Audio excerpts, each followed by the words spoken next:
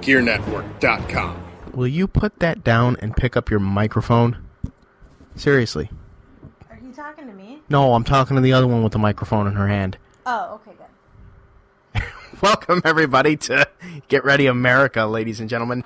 And this show, as always, is sponsored by, especially during the holiday season, GearNetwork.com/Amazon. You are going to hear, for the first time ever, a worldwide broadcast premiere in this very podcast, Dawn's first commercial! Woo! Hooray! Yeah. Cue the music. Okay. This is a Gear Network production. Mr. Davalina, Mr. Bob Davalina. Mr. Davalina, Mr. Bob Davalina. Coming to you live from the Gear Network studios in Rochester, New York, and broadcast worldwide on GearNetwork.com. This is Get Ready America. Bob Davalina. Mr. Davalina, Mr. Bob Davalina. Mr. Davalina, Mr. Bob. Yeah, Del the funky Homo sapien. Mr. Bob Dabalina. That's who sings it. The funky Homo sapien. Yes, Del. I'll bring up the name right here. Del the funky Homo sapien. See, I mean, the song I actually was going to give you is being not too bad, finally, as one of your picks. But then you had to go throw that out there. That's his name. He makes the song up. It's always something with you. Today, ladies and gentlemen, we're going to talk, as always, about whatever comes to our mind. News, sports, anything that we just fly off the handle on this show. It's what we do. This is Get Ready America. Hello, everyone. I'm John Cimino. And you are? Come on. Dawn. There you go. Thank you, Dawn. Thank you for... Sure. Okay, great. Yeah, great. All right, so... There it is. There's the traditional Dawn sigh. Whenever I say something, she's just like, Jesus, whatever.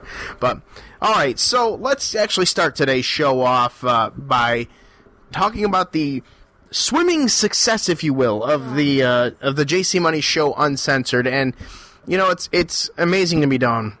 That you say swimming and we still get people to listen? People like my verbiage. They do.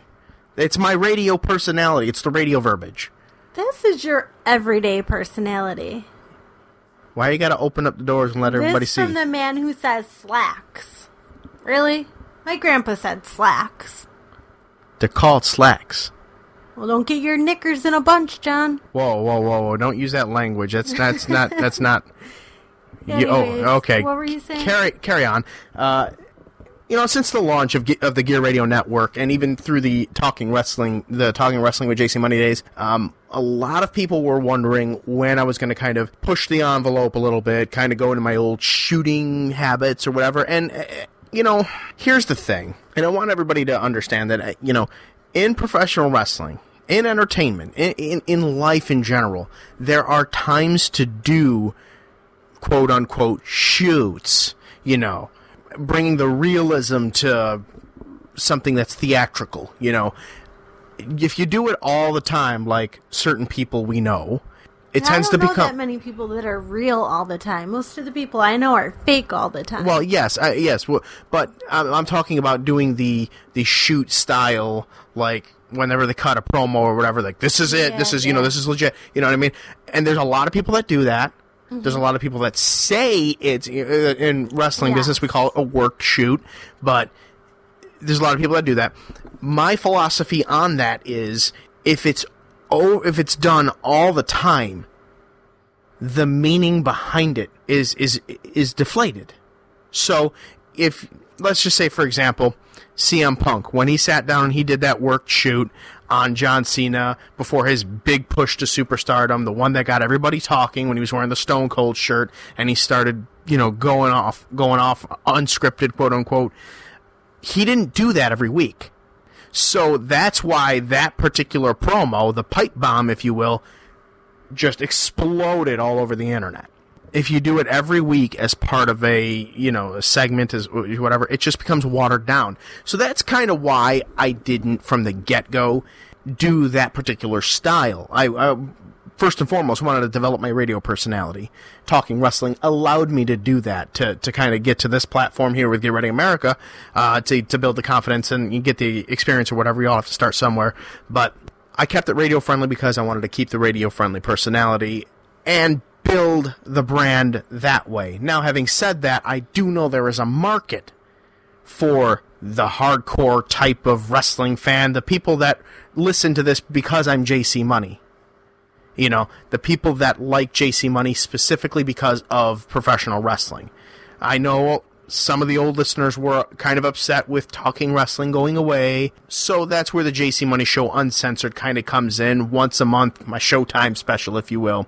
And no filters, whatever. And I'm not to brag, Don, but not very surprised by the number of people that have tuned in and listened to that and downloaded that, which I thank you all for. But it's funny to me because you were around for the tail end of my wrestling journey, and you noticed the same people you mentioned, the fake people who are your best friends or best friends with everybody that they hate when they're with you. You know who I'm talking about. But people like that, you saw a lot of people like that.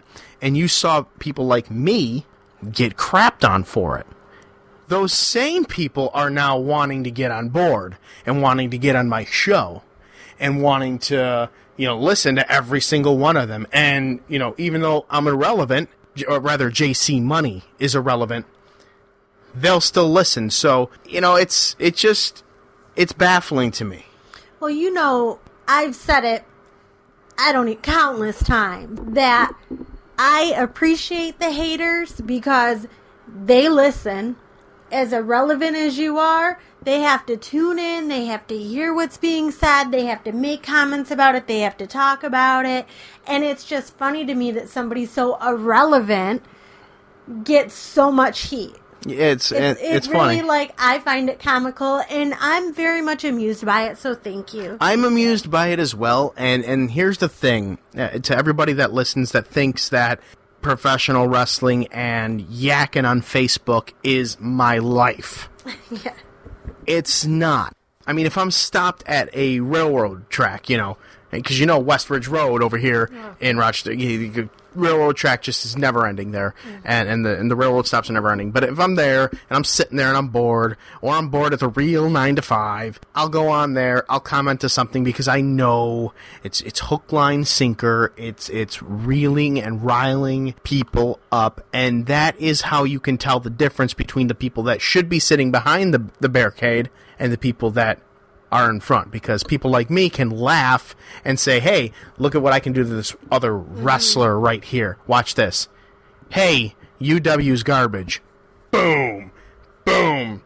Boom. No, you're garbage, JC. You suck. What is it? Do you remember Easter? This past Easter, instead of spending time with his family, and his wife at that time just gave birth to their other child, a nameless quote-unquote wrestler spent his day on my Facebook fan page commenting about a lot of the meme graphics that I posted. Mm-hmm. And then when you responded saying you're a dumbass, he responded, oh, he's got to have his wife to back him up and things like that. You remember that? That was on Easter Sunday. Mm-hmm.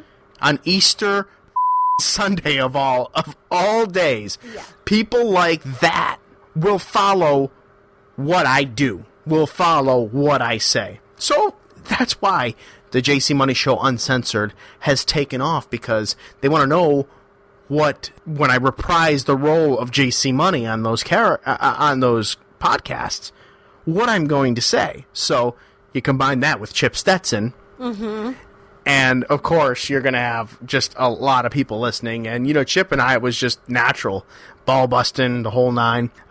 In part 2 of the podcast, we discussed a couple of things that are touchy subjects, especially to anybody that's with Mirage. But basically, it was her. God, and that's countless people and the hookups, and that drew. I want to say it drew a lot of ire, but it really didn't. It drew a lot of laughter, and I got a lot of positive hits from people that I'm sure if she knew, she'd probably cry. But Nothing personal. You're just a very easy target. That's somewhat personal. Oh, wait a minute. That's not really. That could be interpreted more than one ways, couldn't it? Anyways, That's for another show. that would be for the uncensored show. Exactly. That'd be for the uncensored show. Dawn, I actually wouldn't mind. I think having you on the uncensored show. That may be bad. Because you were largely present for the tail end of my career. Mm-hmm. You got to meet. You were not in the business at all. No. You weren't involved in the business, and it is always, one of the age-old things is bringing somebody into the business that it has no idea about the business. Is very, very hard to do, and it's very hard for that person to stick around because of what's normal in wrestling. Is not normal to normal people. So you saw it. You saw the way the people are. And you were quicker to identify the people who never shut off the character and lived in the gimmick. Mm-hmm. This is not uncensored, obviously, but I will censor, if you swear or anything. But I mean, what is your take on those particular type of people, that particular type of demographic who listens to the JC Money Show Uncensored? Well, okay, so you know my take on it, and it's not going to be a popular one, but my belief on those specific people, not all wrestlers, but those people, the ones who get so into the character and so into the attention that they get. My belief on it is these are the people who tend to not maybe have a lot of friends, have much of a social life, and then they get into wrestling. All of a sudden they're accepted. All of a sudden people are cheering for them. And their head just blows up. And they lose all sense of reality, and all of a sudden they think that they're their character, and they can't separate themselves from it, which is why they end up not having maybe as full of a life or being as real of a person, perhaps, as other people. That's my opinion on it, and again, that is not all wrestlers. No, it's not all wrestlers, and I can tell you from a personal aspect, and you well know, I personally befriended a few people like that, and for me, who's kind of a distant person at first, takes a lot to get through the shell, and if I let somebody in, and then they betray me one way or the other, it doesn't sit too well with me. That happened recently. And that has soured me. I don't want to say it's soured me as a whole to the business, but it really has umphed my desire to kind of partner with the Chip Stetsons and the people that really want to see wrestling kind of pick itself back up and not have all these shindies around with all these fake-ass people pretending to be wrestlers, but will pay for a ticket to go see me come out of retirement, if I ever do, to wrestle a match. Because they will. And not only will they do that, they will be the first to come up to me and be like, "Hey, sir, how are you? Oh, man, it's great to see you back in the ring. It's great to see you around." Did that not happen at the last show we went to? I mean, it's just laughable. It is. It's pretty sad. And then, of course, the other fake people who know I'm right about them avoid me like the plague. So, but in any event, I appreciate you all, and I appreciate the folks that are not those particular folks listening to this and the JC Money Show and Better Live Than Dead and keeping us relevant. And, of course, anybody that mentions the name JC Money or John Cimino, for that matter, or Don Cimino, you assist by keeping us relevant, by keeping me relevant. That is why, after, and I'll cut to a commercial because we've been going long, but that is why, in closing, I will say, I have not taken a wrestling bump in almost 3 years. And yet, I'm still relevant, I'm still sought out, and I'm still asked repeatedly, are you going to wrestle one more match?